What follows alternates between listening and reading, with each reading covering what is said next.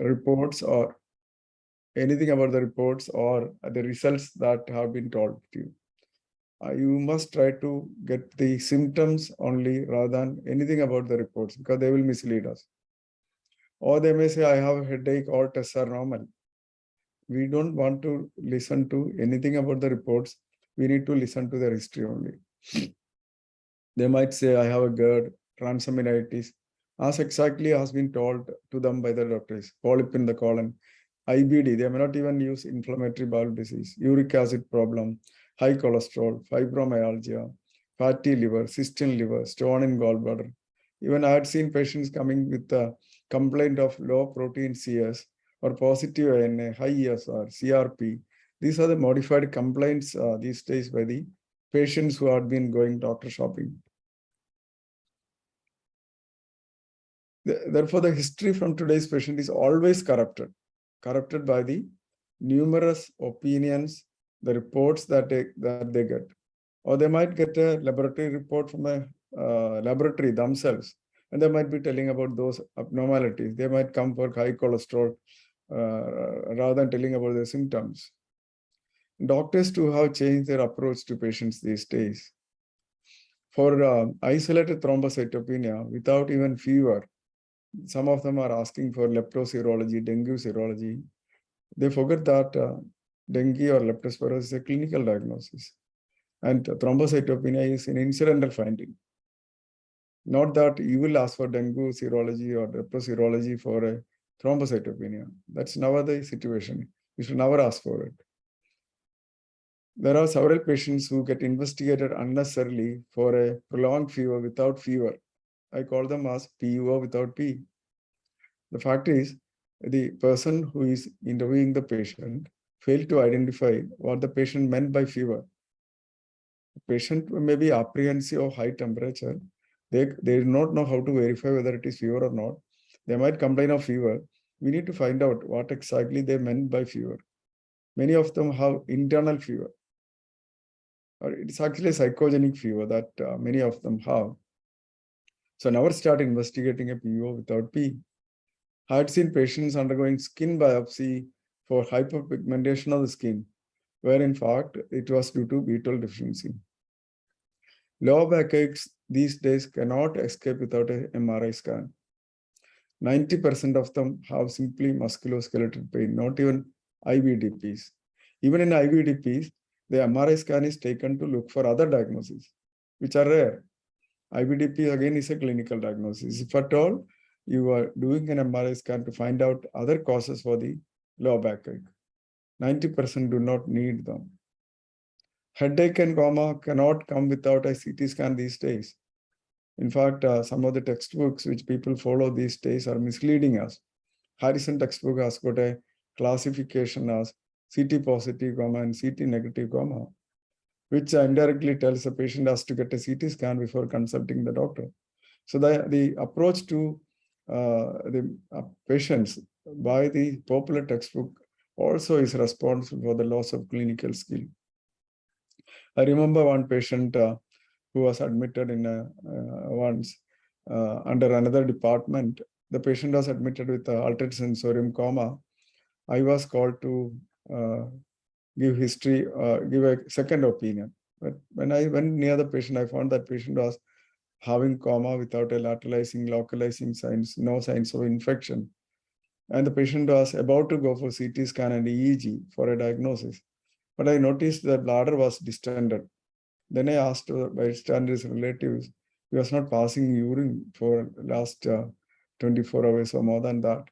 It was an obstructive uropathy and uremia and uremic encephalopathy. So like that, investigations are being done without a clinical diagnosis. Every abdominal pain gets an ultrasound these days. Every anemia or any abnormalities in blood undergoes investigation with the peripheral blood and bone marrow, which may not be very often necessary. Urinary symptoms, cystoscopy is done very often. And all dyspepsias now undergo endoscopy. And you have a popular diagnosis called non-ulcer dyspepsia, which is actually a wrong terminology itself.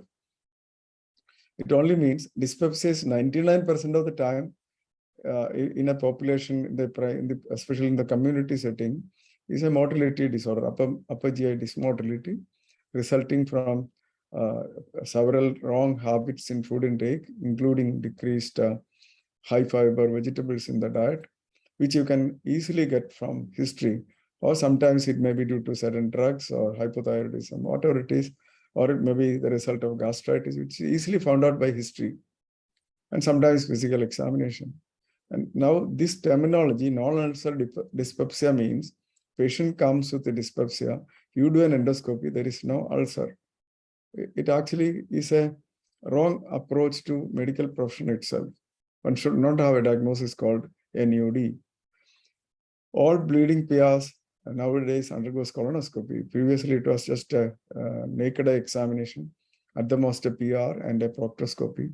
And nowadays, colonoscopy detects the hemorrhoids, which are easily detected. Even history can make a diagnosis of hemorrhoids. All arthritis undergoes joint X-ray, sometimes aspiration, and even MRI scan. Tuberculosis, people hesitate to diagnose unless it is confirmed by AFB, histopathology report, or culture. Some people even teach that you should not start anti-tuberculosis treatment without demonstrating AFB. These are all wrong messages. B12 deficiency or folic acid deficiency is diagnosed by B12 levels and folic acid levels. It's easy to find out whether that person is consuming diet containing B12 or not. Most of the brilliant discoveries in medicine are the discovery of vitamins and the understanding of metabolism. So we can easily find out whether the person is getting something which contains B12 or folic acid. And if that person is not consuming these regularly, what's the point in estimating? If at all, there are indirect means of finding out the deficiencies by including physical signs. The dietary history is the most important. And I've seen polycythemias. I get several patients with the polycythemia referred to me, and all of them, majority of them are having secondary polycythemias.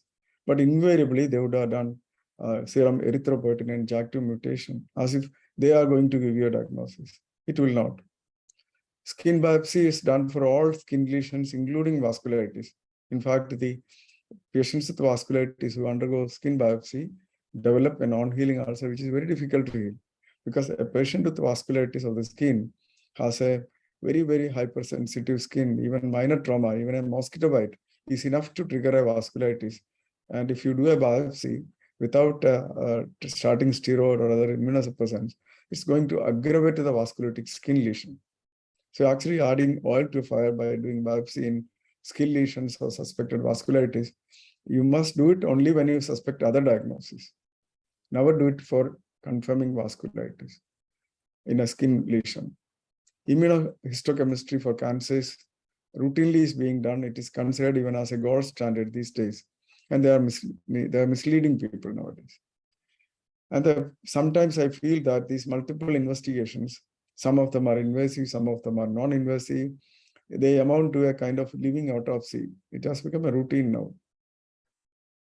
And people are very fond of using guidelines and criteria for diagnosing rarer diseases. But for common diseases and their atypical presentations, they hesitate to use guidelines or criteria. And they rely only on the gold standard tests, which are not positive in everyone. So finally, we have a situation where the abnormal is normalized everywhere now. If you look at the people in a society, the typical example is USA. Even India is not behind it. 90% are overweight. And most of them are having one or other diseases. And they're genuinely abnormal, but they consider themselves as normal and laugh at the people who are normal. Weight and BMI are used to define normal state nowadays.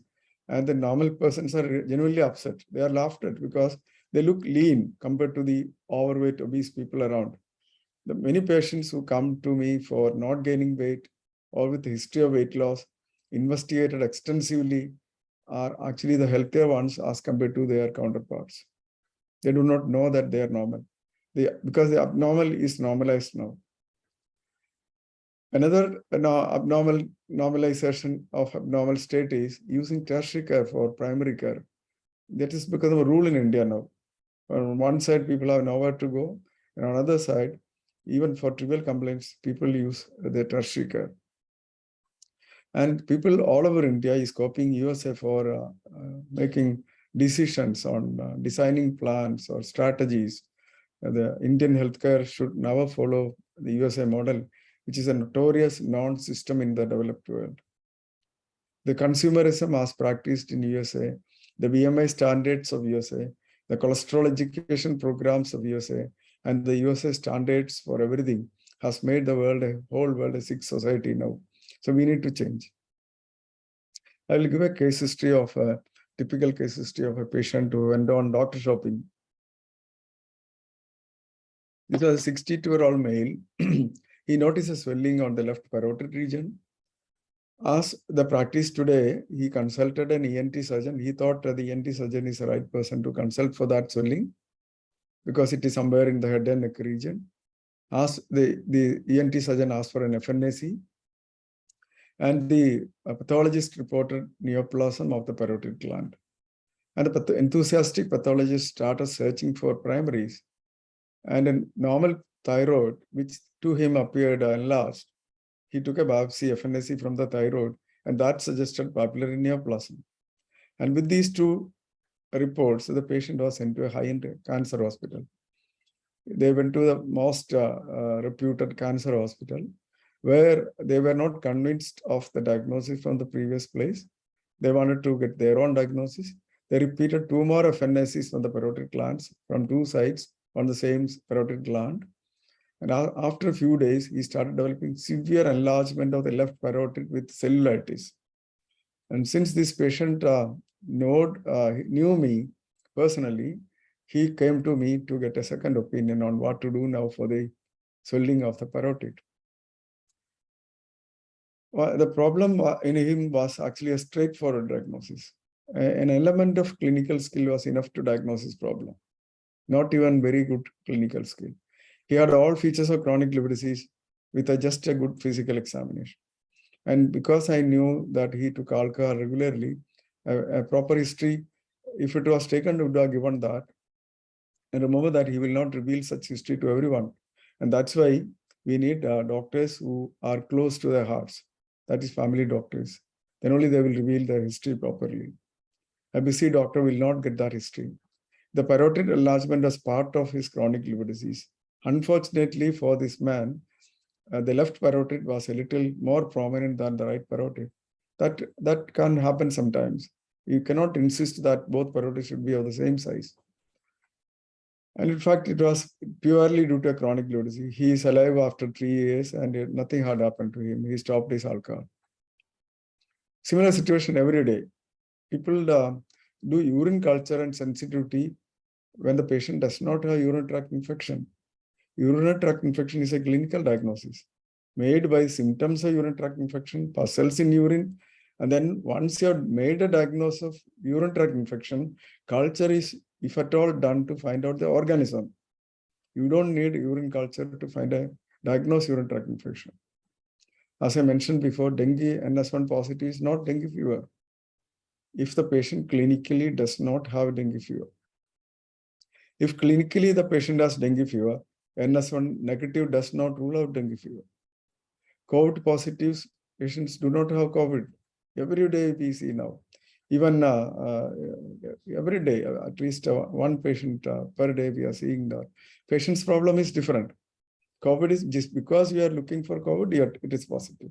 Last week, we had a patient who came with respiratory distress and SpO2 low. He was diagnosed COVID from outside. He concealed that history. In fact, his problem was typhus fever. And we had a doubt whether he had infected endocarditis because he had a severe mitral valve collapse, mitral regurgitation. So fever with respiratory distress, there was a possibility of an infected endocarditis. But luckily it turned out to be a typhus fever. He recovered with doxycycline and conservative management only. The COVID positive would have landed him in trouble if he had come a year ago, when COVID was the most important disease people looked at. And actually we missed everything else except COVID. A patient with arthritis and positive rheumatoid factor does not have rheumatoid arthritis. It could be tuberculosis, gout, SLE, Hansen's, even retroviral infection. Rheumatoid factor negative does not rule out rheumatoid arthritis. It's a clinical diagnosis. So unless you have a clinical diagnosis of rheumatoid arthritis, you should not depend on rheumatoid factor to diagnose it. I can go on giving numerous such case histories. One was a patient who had a hemorrhagic pleural effusion on one side. It was diagnosed as adenocarcinoma because the cytology, the denuded, discomated mesothelial cells in peritoneum and pleura is mistaken for adenocarcinoma even by the most brilliant pathologists. So I had that doubt whether it was a wrong diagnosis or not. So in fact, he received chemotherapy, radiotherapy, and after a year, I happened to see this patient with a recurrence of the same problem with the hemorrhagic effusion. And on review, it was an antiphospholipid antibody syndrome and pulmonary embolism, pulmonary infarction. I had one patient who was confidently diagnosed as rabies because the patient had hydrophobia and aerophobia. But it was a sudden onset problem. Rabies will never have a sudden onset. So that made me suspect of a brainstem venous occlusion. And we gave him steroid and anticoagulation and he recovered.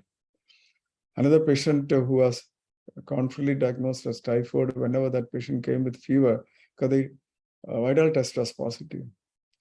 And fever was low grade only. But people failed to look at other possibilities because fever continued actually. It was an SLE.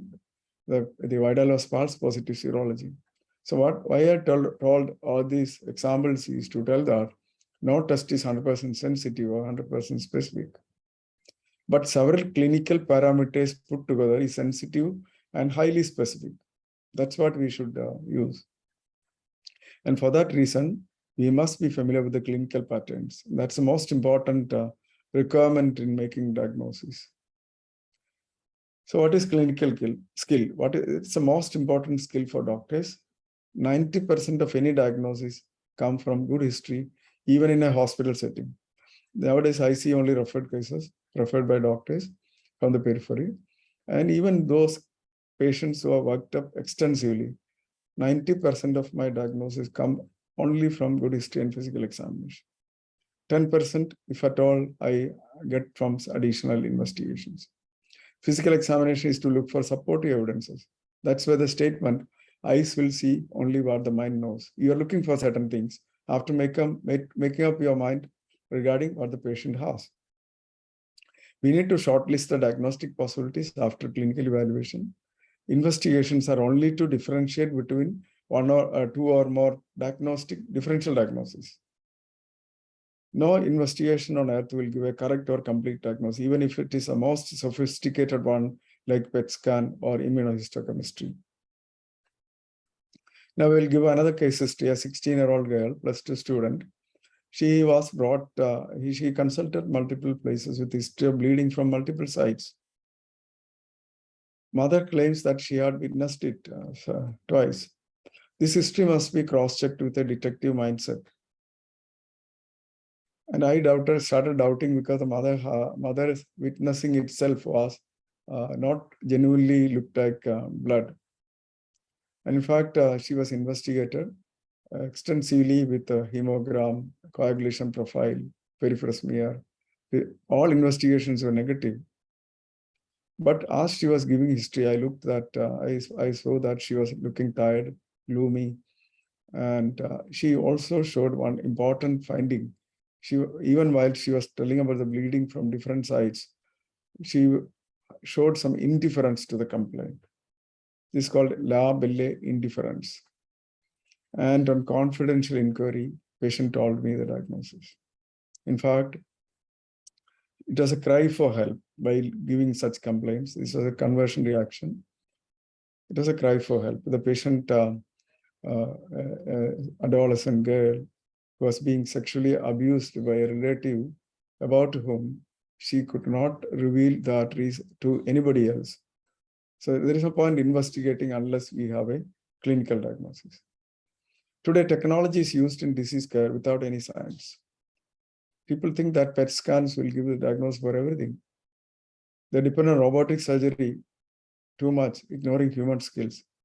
And recently, there was a problem of the robot going wrong, and the patient died in USA. Extracorporeal shock lithotripsy for kidney stones, but no consent for preventing renal stones. Liver transplant for NAFLD has become a popular activity now, even for alcoholic liver disease, without any consent for preventing fatty liver, obesity. And now the in thing in consultation is telemedicine. Telemedicine is not at all a solution to patient care at all. So you need one-to-one interaction with the patient if you want to really help the patient. It can rarely be used as a substitute for a follow-up. It is a substitute only, that too occasionally, not always. Using clinical skills is only science of medicine. Technology without clinical skills is not scientific. This is what happens now. The health checkups today, it's as if they do all kinds of tests. It may be comparable to an instrumented suit measuring heart rate, blood pressure, breathing, and temperature, and complete checkup in 1 minute, and then automatically prescribe a course of action while you are waiting. This is what people are expecting from modern medicine doctors now. This absurdity. This will never happen. Never be under the impression that technology will replace clinical skill. So what is the way forward? People need scientific modern medical approach. We need to change. We need more doctors using clinical skills. That's where the importance of family doctors come. We have to take good history. Good communication skill is a must. So what is clinical skill? I will define it as a combination of several skills, most important of which is communication skill, with which you elicit a good history. Then with that qualities, you can elicit good physical science. And then you interpret whatever you got from history and physical examination, correlate. While you are interpreting and correlating all these points in history and physical examination, we will be aware of what is common, what is rare. What is common, what is rare awareness, if you do not have, you will not be able to make use of the information that you got from history and physical examination. And that's not enough.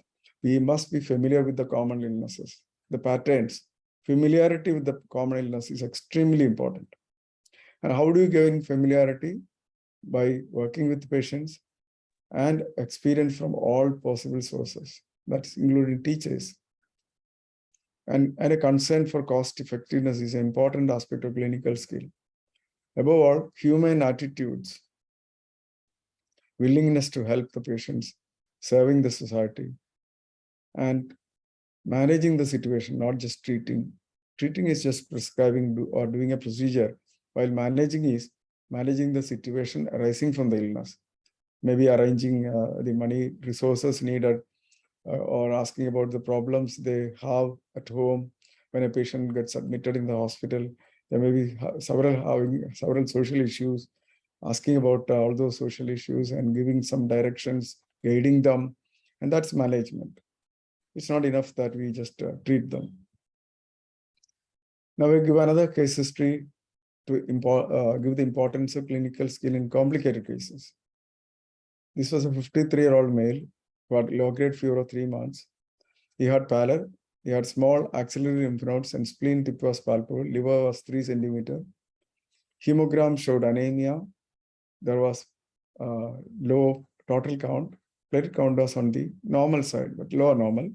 And peripheral smear showed pancytopenia. In fact, this might necessitate a bone marrow examination. And bone marrow showed focal infiltration with the lymphocytes and plasma cells. And the lymph node biopsy showed follicular lymphoma. And the immunohistochemistry showed CD20 positive, BCL2 positive, CD3 negative.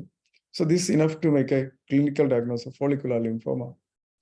This patient was referred as follicular lymphoma. And since he could not go to a private setup, he came to us for chemotherapy. And in fact, somebody was planning to start chemotherapy with Archo, But I was not, my plan is never to accept a previous diagnosis, never accept a previous diagnosis. Even if it is done from the highest centers, you have to review the diagnosis. So that principle has to be followed. And I started taking the history. And I noticed that I just kept aside all the reports, including immunohistochemistry. And then I started taking history. He told me about dryness of mouth, hair loss, and arthralgia, which are not common in non-Hodgkin's lymphoma. And his ESR was 120. Once it was 103. ESR is often a neglected investigation, saying that it is non-specific these days. People rely more on CRPs. And he also had albumin globin reversal, which is not a common picture of NHL. And that made me suspect an alternative possibility, that is SLE, or a chronic inflammatory process. ANA was high, but anti-DSDNA was just borderline. But I was sure that it is not NHL, it's something else. So having seen such patients, and I was sure it was not NHL, it could be a wrong diagnosis. So I started him on azathioprine prednisolone, and he became all right. And after 9 months, he was lost to follow because I got retired from the medical college. But after a year, 1 year after, he came to me because the medicines were stopped by somebody else, because that person believed the laboratory reports like immunohistochemistry more than the clinical diagnosis and the clinical features available. And that medicines were stopped. And after 1 year, he comes like this with the frank lesions typical of SLE. You can see the erythema, skin lesions over the earlobe and face, and the palatal lesions. This is very typical of SLE.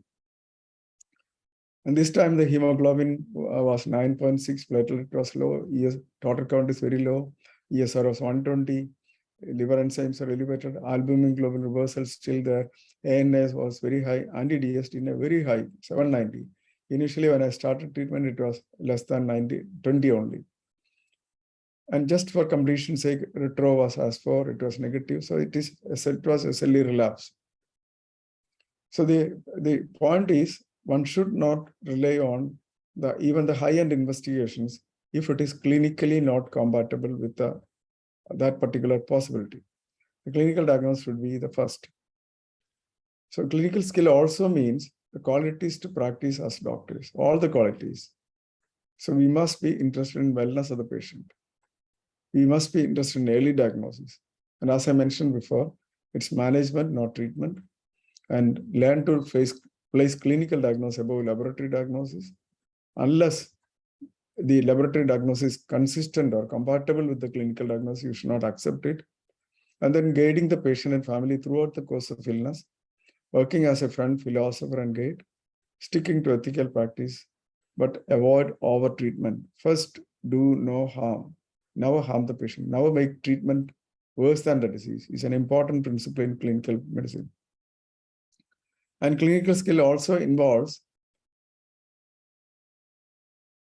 extracting information from patients and relatives like a super intelligent detective. In fact, our job in history taking is much more than a detective's work. Good history with a good physical examination need more skill than a detective. This is one thing we have to know. Depending on laboratory is purely comparable to physical torture by police personnel to get evidence. The unfortunate victim might admit that he has done a crime when he is tortured too much. This is the same thing that happens when you investigate unnecessarily and come to a conclusion based on laboratory tests. The most important is proper clinical skill. Lab alone will never give a complete or correct diagnosis. And if the diagnosis is wrong, it is comparable to wrong conviction of a alleged criminal. So making a clinical diagnosis, the greatest investigation on earth is good history. 90% of diagnosis, even in a hospital setting. But in a community setting, I will say even 99% of the diagnosis can be got from history. That is in a family care setup. The second best investigation is physical examination. Third is logical interpretation and simple laboratory investigations, only to tie the loose ends regarding some differentiating points, diagnostic possibilities. and that simple investigation. Then making a clinical judgment and acting immediately. Do not wait for proof. And a therapeutic trial and response is a proof in majority of the patients. Rarely only you might wait for a confirmatory evidence. Rarely a period of observation with masterly inactivity also helps. All these activities together is what I define as clinical skill. And communicating with patients involves several things. It's verbal and non-verbal. Non-verbal includes the body language, the gestures, the facial expressions, the tone of voice. Everything is important in communicating properly with the patients. We need to get trained in that. And the secret of good history taking is secret of good communication. It's not knowing the language. I heard a doctor from UK telling about communication skills, saying that, you know, you are very good at communication because you are very good in English. Knowing English does not make you a good communicator. Even without knowing the language of a person, you can communicate well. Be a good listener. Appropriate body language is very important. Showing empathy. Never crack jokes at the expense of the patient. Never laugh at or hurt the feelings of the patient. Remember always when we are taking history, the patient, when you are studying the patient is studying you also. And the secret of good communication skill is transparency, honesty, and integrity. You should never have a hidden agenda when you are interviewing a patient. And always discourage the bystander who is volunteering to give history. But discourage gently, do not ignore, listen to them later. And at that point, they will say that they have nothing else to tell.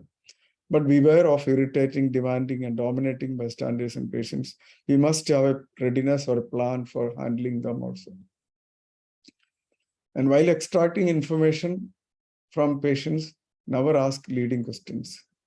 You have to clarify at every step, verify the statement regarding accuracy and meaning. For example, a patient who says, my left upper limb got numb.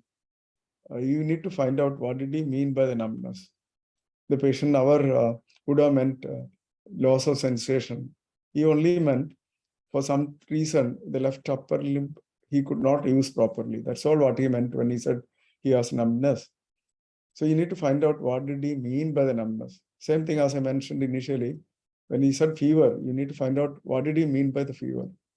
So every step you need to verify what did he mean by what he said, rather than just writing down complaints of fever, complaints of headache, like that. Make sure that we both are talking about the same thing. That's the point which I told. So a patient might say numbness, then you will ask, was it sudden onset? The patient meant maybe a pain, even a left myocardial infarction with a severe pain on the left upper limb. The patient can say, my left upper limb suddenly became numb. You will ask, when did it start? You will go on asking more details. Where a patient is talking about the problems associated with the myocardial infarction, you will be asking about a stroke. So make sure that we both are talking about the same thing. Never look at the reports they bring till we make up our mind regarding what is possible. Never accept the diagnosis told by them. Always cross-check by good history. They might say, I have migraine. They might say, I have TB, appendicitis, GERD, or IBS, or tonsillitis. You must look at the patient before deciding what it is. Irrelevant talk, always identify and gently discourage. And at the end, listen to the bystander's version also. This is especially important in patients with history of seizures, strokes, patients with memory disturbances, and regarding psychiatric problems. But when you ask questions to the bystander, verify whether the bystander is reliable or not. A reliable bystander is not the immediate relative. Immediate relative maybe might have been staying in US today, landed up in the morning, and the person comes with the patient as the most responsible bystander. But you have to call the person maybe as a home nurse who are staying with the patient. That's the most reliable bystander. And always see the patient as a human being, not as a collection of symptoms, signs, and disordered structure and function. Do not force the patient to give history in the order that we prefer. Patient does not have any systems. Patient can give history in the order of maybe starting with past history, maybe starting with family history. If it is relevant, we will not interrupt. We'll just go on listening without any interruption. And the order comes only when we write down or present a case. Always keep on encouraging the patient to talk unless he deviates and gives irrelevant points. There is no organ-based approach in clinical evaluation. because patients can come with problems only. The division that we have made is purely artificial. It is for our convenience, only to bring order for writing and discussing things.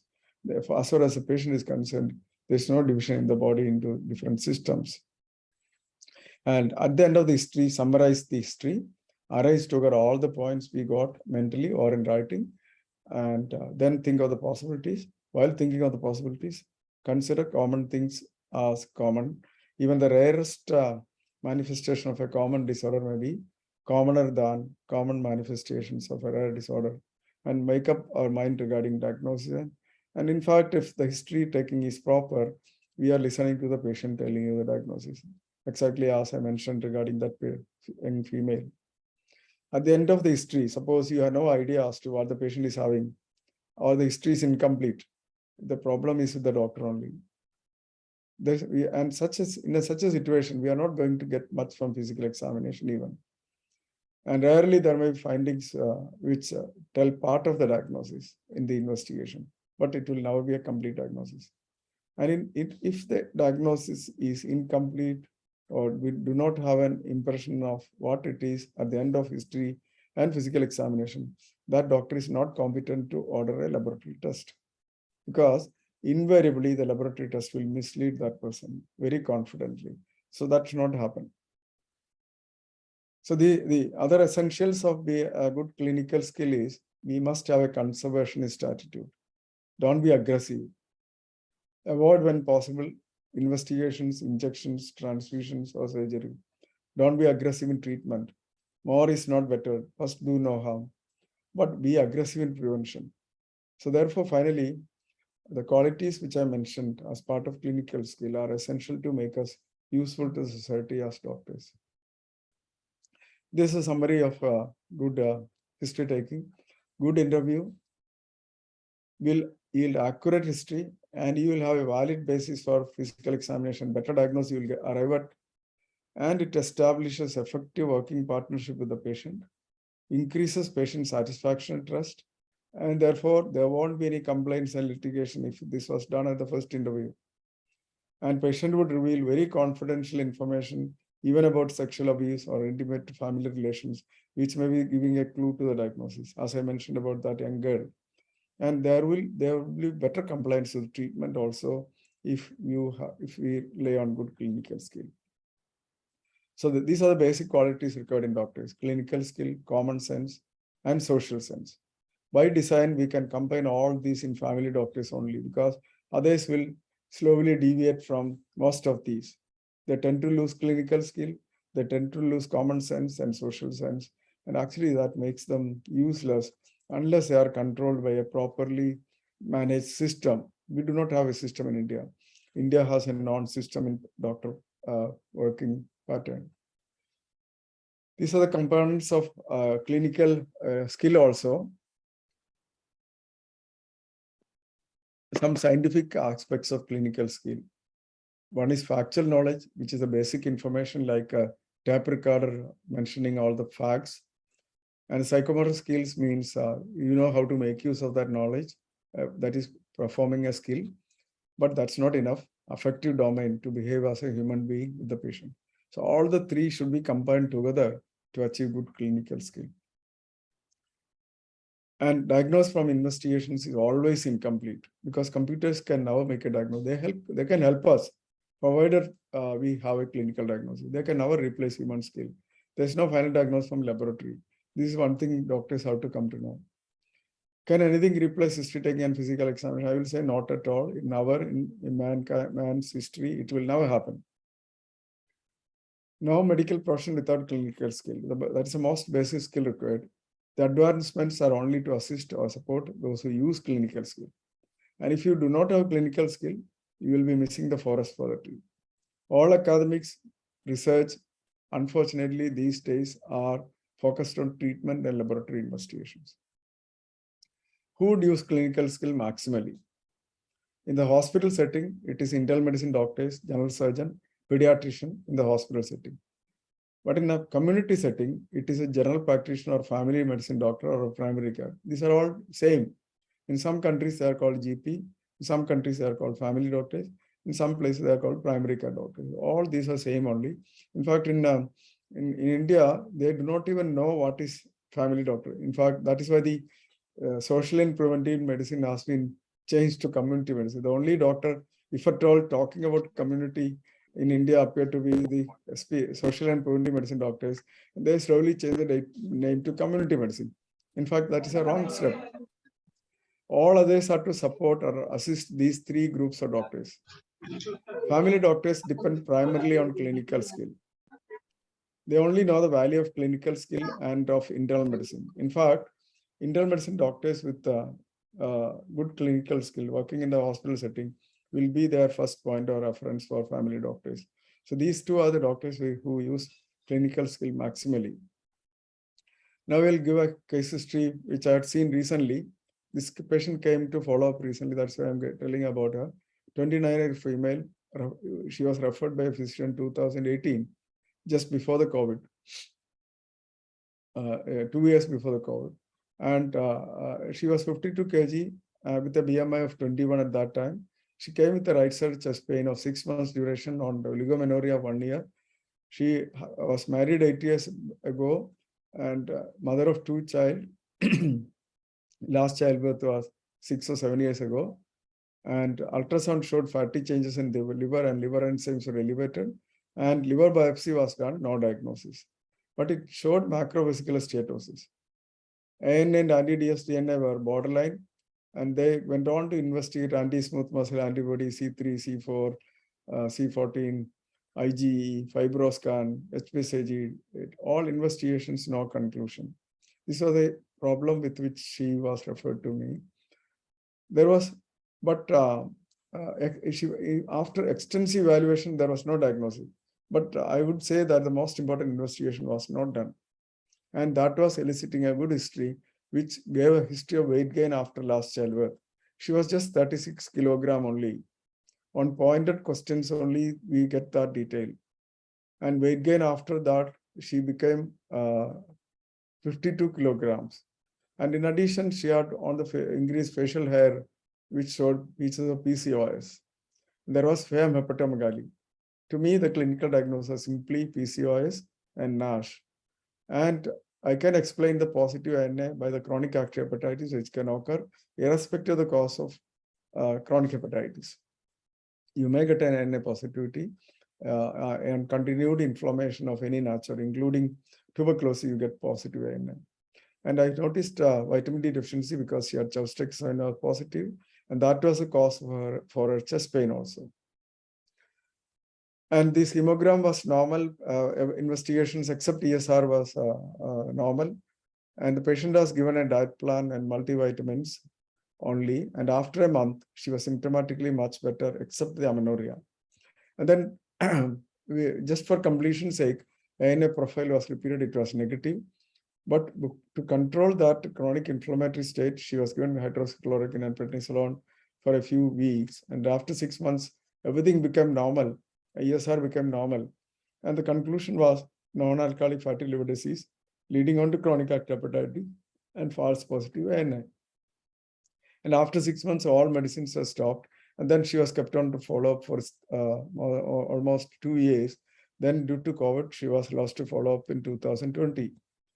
And in 2022, March 22, she came back after gaining another 2 kilogram weight. And this time she was 53.8 kilogram. And this time the sugar also has gone up. SCOTPT has high. And again, she was advised on weight reduction. We did not go for ANA, anti-DS-DNA and all. And review on September after 3-4 months. You can see that with the 2 kilogram weight loss, everything has normalized, including the blood sugar. So now I can say that her diagnosis of chronic active hepatitis due to NASH is confirmed. I'll give one more case history of clinical skill. The most important lesson that we should follow is first, do no harm. Never make treatment worse than the disease. Use clinical skill and clinical judgment. This is about a patient who was diagnosed as malignant pleural effusion. A 35-year-old male, medical professional working in another state. He was diagnosed as malignant pleural effusion. And it was time when that person was doing heavy COVID duties. and lockdowns were very frequent. Many of his colleagues were on quarantine, and he had to take excessive number of duties those days. Hardly got rest and sleep. Used to sleep only 2 to 3 hours per day. He used to skip meals sometimes due to heavy duties. After 6 months like this, he experienced right side chest pain, ignored for 2 days, and there was a doubtful evening rise temperature too. There was no cough, urinary or GI symptoms. And finally, detected right-sided pleural effusion on X-ray, but on his diet was very poor. It contained only did not contain any protein, including fish, meat, egg, or curd. Pulses, if at all, were the only source of protein. That, if at all, once a day, even not enough proteins in the diet because of this kind of dietary intake. Absolutely no fruits and vegetables. Breakfast was very often just carbohydrates only. Dinner also, sometimes puri, bhaji, sometimes. Lunch consists of rice and one vegetable curry and some cabbage. This is the kind of diet most people get in most of the hostels. This is about a doctor staying in a government hostel. Occasionally only the curry had pulses. Dinner was usually wheat and upma only. This is the kind of diet. With these problems, he got admitted. Luckily for him, COVID test was negative. By chance, if the COVID was positive, he would have been in hell. And took ultrasound thorax and abdomen, and a pleural tap was done. The fluid was exudative, but CB naught came negative, but ADA was 65. Cytology showed numerous atypical lymphoid blasts and other precursors with the macronucleoli. Cytology report was suggestive of malignant pleural effusion. NHL was the clinical diagnosis. With this report, the patient was referred to a high-end oncology center, where he remained admitted in August 2020, the peak of COVID lockdown. CT thorax there detected a small lymph node, but an HRCT did not show any lymph node. And then they were planning a PET scan and a pleural biopsy. But due to the COVID lockdown, early dates were not possible, and he was held up in the oncology center. If in case the COVID test was positive, the story would have been entirely different. All this happened without informing his family because his wife and kids were admitted in a COVID care center in Kerala. All three were COVID positive but asymptomatic. Neither he could come to Kerala nor his family could go to the place where he was working. And they had unimaginable suffering and psychological trauma. Finally, when the wife and children were discharged, when they were tested negative for COVID, but no symptoms at all, then at that point, the patient traveled in a taxi car all the way from that state to Kerala, reached here in August 2020. And for me, the history was enough to make a firm diagnosis of tuberculous pleural effusion. I just ignored the NHL from pleural fluid study. We should learn to ignore incidentallomas. That's the most important lesson in clinical medicine. After arriving at a clinical impression, look for supportive evidences. Do not depend on any of the so-called gold standard laboratory tests. So I, in fact, examined him without wearing a mask in August 2020. Those days, doctors were not even touching the patient. They were standing at a distance, and some people are using long stethoscope even. He looked emaciated. He had no pallor, no lymph node enlargement, no hepatic splenomegaly.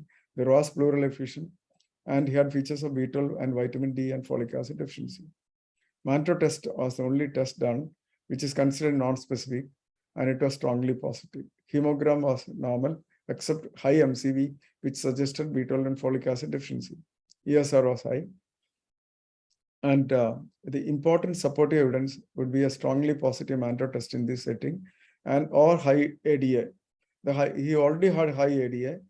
If you have high ADA and absence of other cause for pleural effusion, you can make a confident diagnosis of tuberculosis in this patient. Or if a strongly positive Mantra test comes. This approach, if it is tailor-made, is true for all infections. You can change it depending on the situation. So the findings substantiated diagnosis of tuberculosis, ignoring cytological finding, because we had to ignore that cytological finding. The history was more than enough. Any infection is primarily due to malnutrition and suppressed immune status. In clinical practice, we should suspect only the common problems. Once they are excluded, common problems are excluded, then only start suspecting rarer possibilities. The only test at this stage was Mantra test. And if it is strongly positive, it becomes 100% confirmatory in that context. So ignoring the cytology report, he was started on ATT on the first visit itself. He even did not wait for the Manto test, and that directed them to do Manto test. But after 36 hours itself, the test was strongly positive, and that confirmed by clinical diagnosis. In NHL, you will not get a strongly positive Manto test. If Manto test becomes negative only, if at all we need to doubt a clinical diagnosis in this kind of settings. Even if it is negative, if the cytology is normal, we should still start antitypical treatment. Here, unfortunately, cytology came as abnormal. And then observe response to treatment and do a repeat Manto if at all. If at all you have a wrong diagnosis with a negative Manto, once the nutrition improves, a Manto might give a positive response. The specificity and sensitivity of a test lies in the clinical context, not on the cost of the test. The test needs support from clinical diagnosis, not that clinical diagnosis depends on the laboratory test. And that is grounded on doctors' familiarity with the problem. And in fact, I could not accept the pleural fluid cytology in this patient. I was almost certain that it was a wrong diagnosis. Then I started inquiring about how it could have gone wrong. That, in fact, if I had ignored it, I would not have found out how it went wrong. Then inquired about from where that cytology was done. On inquiry, I found that it was done from a reputed private lab. But on inquiring the private lab, later on he found that it was sent to another laboratory some 400 kilometers away. Naturally, the sample morphology would have got altered. So cytology has to be done immediately after collecting sample. So the reason for that wrong report was altered morphology by sending that sample to another laboratory situated 400 kilometers away. Anyway, the family still wanted to rule out malignant diffusion. In spite of my reassurance to them, they being doctors, they could not accept my diagnosis confidently. And a repeat chest X-ray and a repeat pleural fluid cytology was done. Repeat pleural fluid study showed a exudative study. IDA was still higher, lymphocyte predominant, 91%. And this time cytology showed only mature lymphocytes. Then they were confirmed that it was true. This was the X-ray that he brought. And this was strongly positive Manto, which became specific in that particular clinical setting. Now we'll give one more case history of a similar situation. A patient who had low backache of 1 month duration, 45-year-old male, weighing 99 kilogram, 180 centimeter height. There was no weight loss, GI symptoms or urinary symptoms or joint pain. He had diabetes for 3 years, was on metformin and vildagliptin. Investigations were done before he came. MRI showed abnormal signal intensity in L5 region, suggested myeloma by the radiologist. And incidentally, enlarged lymph nodes with central necrosis also were detected nearby. Then a PET scan was done, which showed intensely hypermetabolic lactic lesion in L5-D12 region. And FNACB showed a granulomatous inflammation. Still, there was no definite diagnosis. They went on, because the original report said myeloma, they went on to investigate with electrophoresis, which was normal. Quantiferon TB gold was negative. And then the patient was referred to a cancer center with a suspected diagnosis of myeloma. But they came for a second opinion. But because the primary clinical impression was COX, because it showed granulomatous inflammation anyway, and there was a high inflammatory focus, and I suspected tuberculosis straight away, and Manto test was strongly positive, and then he was started on antituberculous treatment. After follow-up, a month after, he is totally asymptomatic. So the clinical skill is all about practicing medicine as an art using science. Working with a detective mindset is very important, expressing empathy, managing the patient rather than treating. And we need to work for reforms. And for that, we need to criticize. But unfortunately, we are in India, we cannot criticize modern medicine wrong practices. The moment we criticize modern medicine, the people from the Ayush people will come supporting us, and that creates problem for us. Ayush has taken advantage from our wrongs in clinical practice, saying that they are right. In fact, they are taking advantage of the loss of clinical skill on the side of modern medicine. We should know that there's no point going back to the older traditional systems, because modern medicine evolved by adopting all the goodness from all over the world. And I will just conclude by saying why I had to face the cyber attack during COVID-19. This is only because more than 80% are specialists. They fail to acquire clinical skill and they seem to have lost common sense. This is not because of their mistake. Our system has failed to produce that situation. Genuinely, they are on the wrong side, and but they unfortunately consider themselves as normal and scientific. So they could look at people like me as abnormal when they find an opinion which is different from the majority opinion. There were very few family doctors and very few internists in India, but they all came with the clinical skill came with support. They all had clinical skill and they all supported my views. And in fact, some of them were opposing me. That is because they lacked humanness. Taking sides for personal gains is a wrong approach. These are the people who influence policymakers and public these days. Truly, they cannot be doctors. And anyway, I would say that the most important sense lost in COVID is common sense. It was not taste or smell. And see what is happening because of lack of vision and direction. Even the authorities are playing with the health of the people. Now they are going to integrate modern medicine and Ayush, and they're going to start integrated medicine department in medical college, and the medical colleges actually need family medicine departments. So let us revive clinical skill by bringing in family doctors and starting family doctors all over the country in all the medical colleges. Let us work for a health pyramid like this. Let us provide all the social determinants of health to every individual in the country, and thereby we can reduce the disease burden. Only if we reduce the disease burden, then even the disease care machinery can sustain. Then the most important disease care machinery should be having majority of the doctors working as family doctors.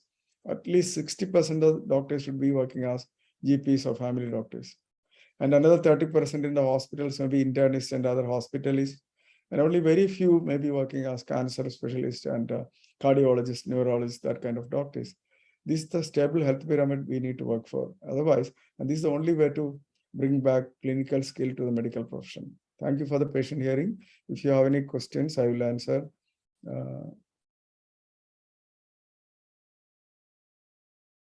Any questions? Thank you, sir. Thank you. If you have any questions, please ask directly, or I will read the question from chat box.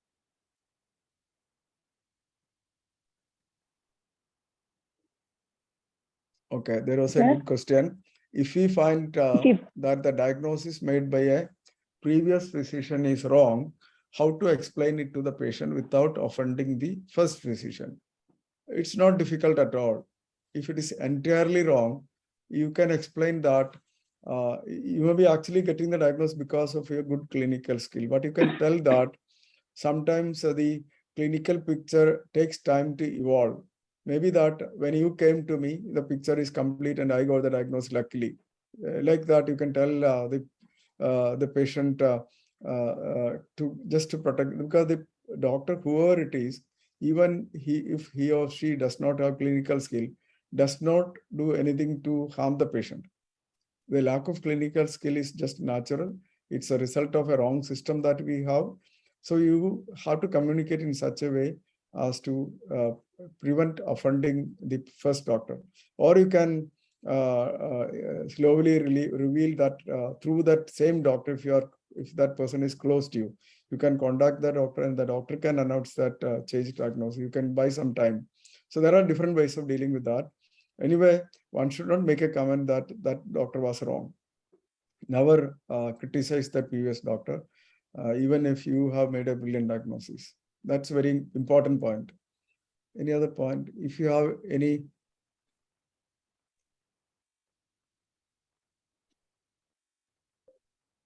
Sir, what steps do you take while examining a person of the opposite sex or a transgender, sir?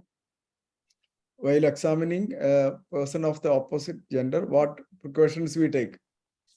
Yes. Is that the question? Never examine a person of the opposite gender or transgender alone. There should be somebody of the same gender. Otherwise, you should not touch the patient. You can just take history if at all. But sometimes if you are confident of avoiding problems, sometimes you can manage to do it, but that should not be a plan. By plan, you should never examine any person of the opposite gender unless you have a person belonging to that gender standing by side and patient giving consent for examination. There is one question: what steps do you take while? Okay, that was a question that we are. Yes, sir. And adequate privacy also should be ensured.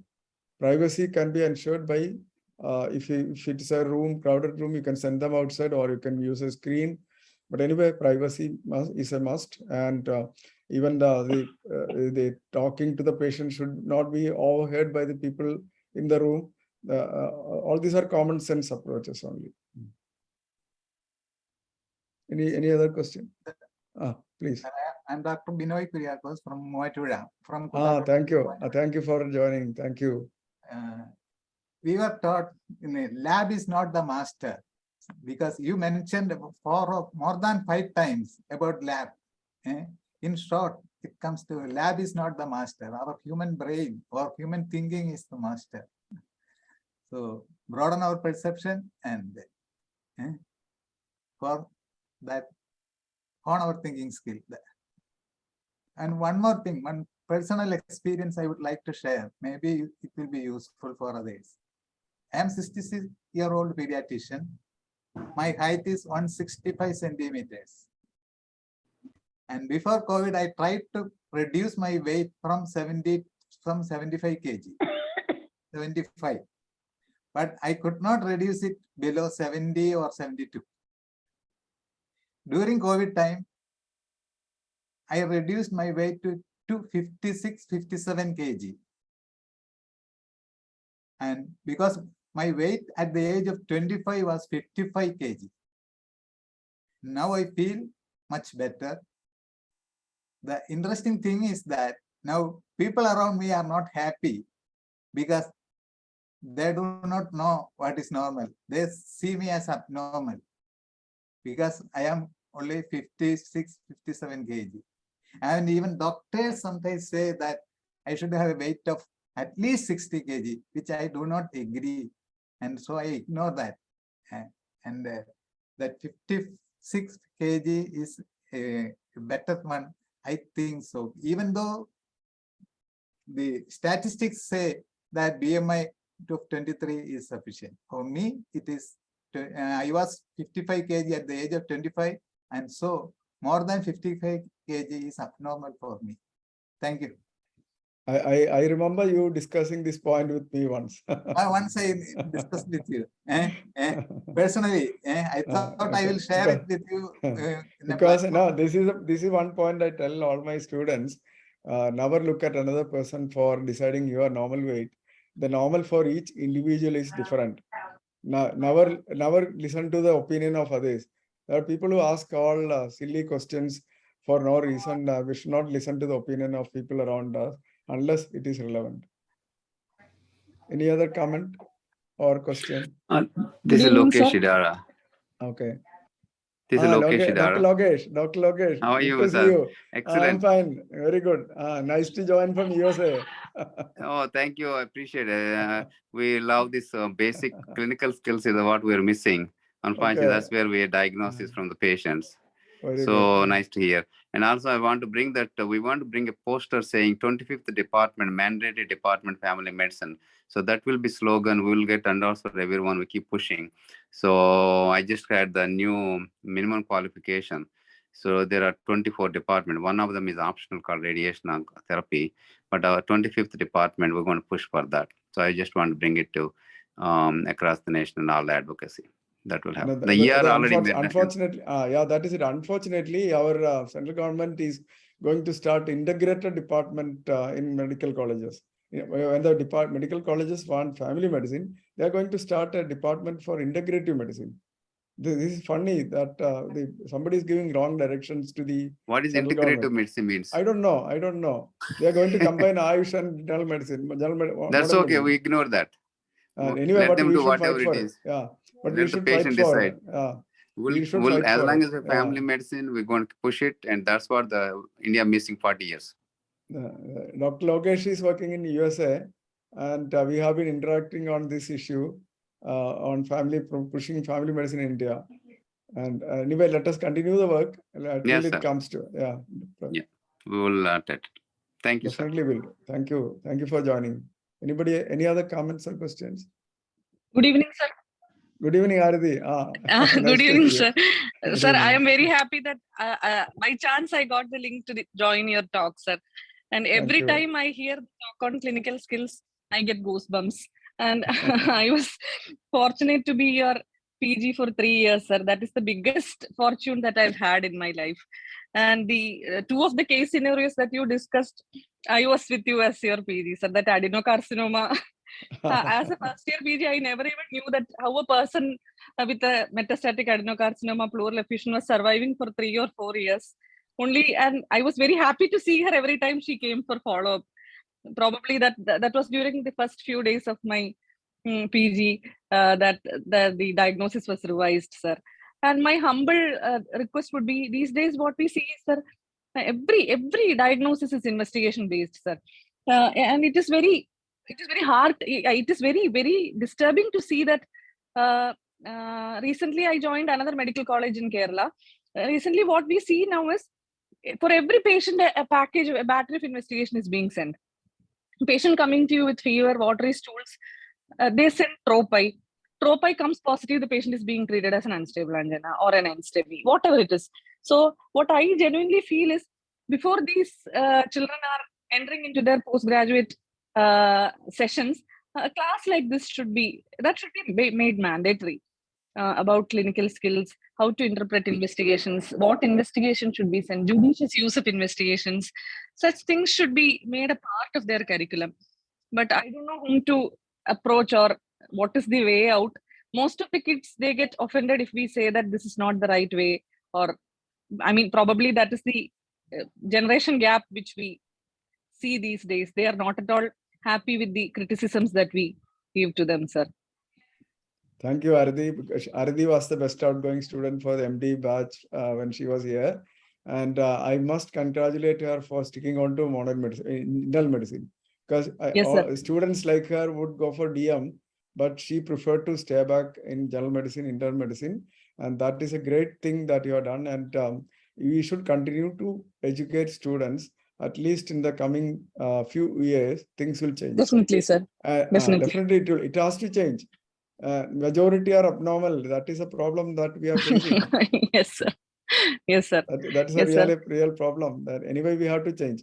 And that is not because they are wrong. They did not get proper briefing, proper exposure, proper information, and the clinical skill is almost absent in most of them. And that has to be nurtured in them. That is the only way out. Yes, sir. Definitely, sir. It was an exceptional talk, sir. Thank you so much. Thank you.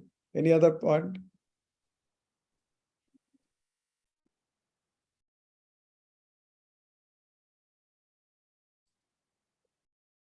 Any other questions here?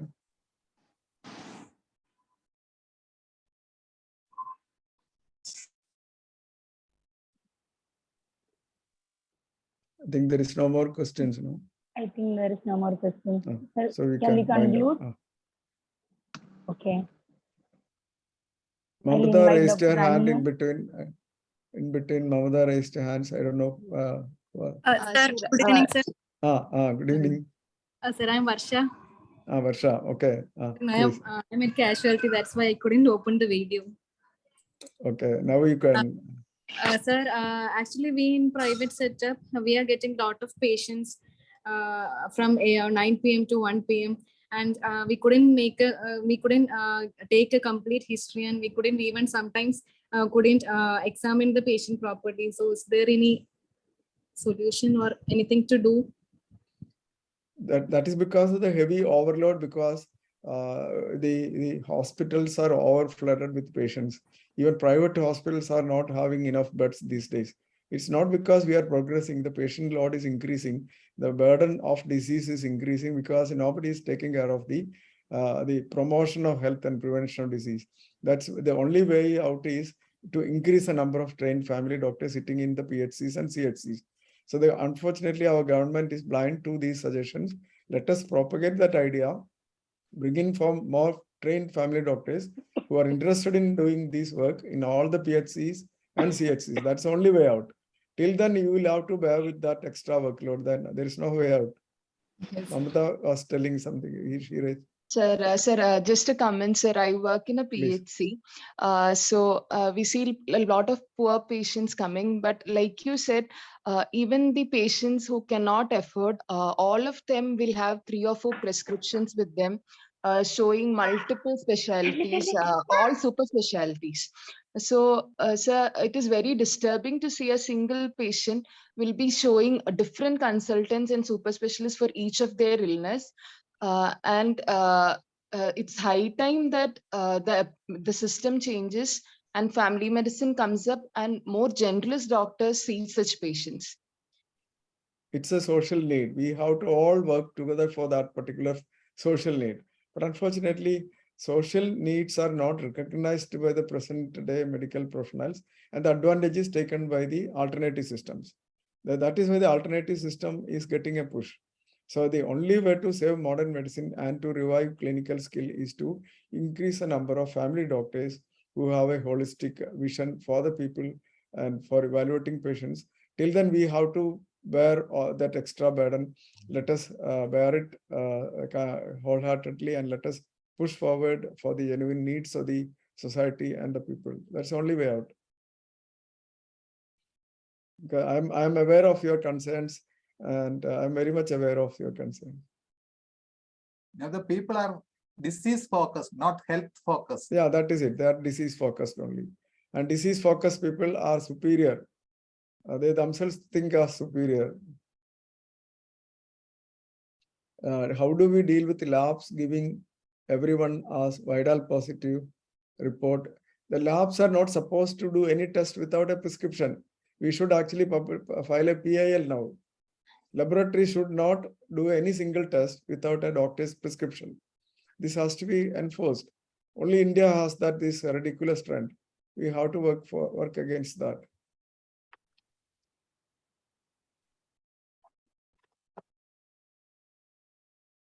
Any other comment?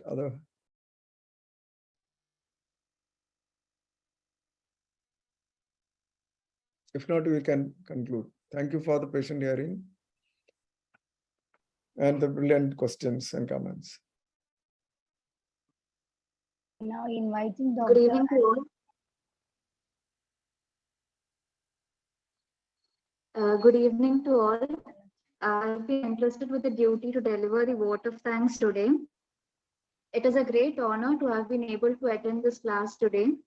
On behalf of all the participants, I express our sincerest gratitude to Dr. P.K.Sasidharan sir for this extremely valuable discussion on the importance of clinical skills and how to revive it. In the recent times where lab reports and ultrasound scans are being treated rather than patients, the importance of clinical skills are being forgotten.